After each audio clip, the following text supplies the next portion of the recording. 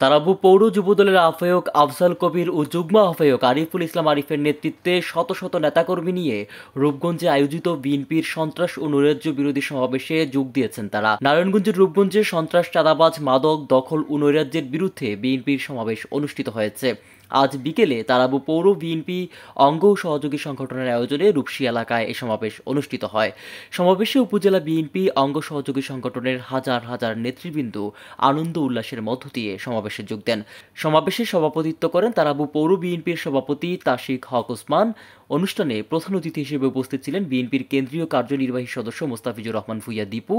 এ সময় অন্যান্যের মধ্যে উপস্থিত ছিলেন নারায়ণগঞ্জ জেলা বিএনপির সাধারণ সম্পাদক গোলাম ফারুক খোকন, রূপগঞ্জ উপজেলা বিএনপির সভাপতি অ্যাডভোকেট মাহফুজুর রহমান হুমায়ুন, সাধারণ সম্পাদক বাসিরউদ্দিন বাচ্চু, কাঞ্চন পৌর বিএনপির সভাপতি মুজিবুর রহমান ভূঁইয়া, সাধারণ সম্পাদক মফিকুল ইসলাম খান, তারাবু পৌর বিএনপির সাধারণ সম্পাদক হাফিজুর রহমান পিন্টু, তারাবু পৌর যুবদলের আহ্বায়ক আফজাল কবির, যুগ্ম আহ্বায়ক আরিফুল ইসলাম আরিফ, যুবদল নেতা রাসেল ভূঁইয়া, তারাবু পৌরসভার ৮ নং ওয়ার্ড স্বেচ্ছাসেবক দলের সাধারণ সম্পাদক শাহরিয়ার ইসলাম আবিদ, বুলতা ইউনিয়ন বিএনপির সভাপতি আব্বাস উদ্দিন, মুরাপাড়া ইউনিয়ন বিএনপির সভাপতি আব্দুল মজিদ সহ উপজেলা বিএনপির অঙ্গ সহযোগী সংগঠনের নেতৃবৃন্দ এই সময় উপস্থিত ছিলেন।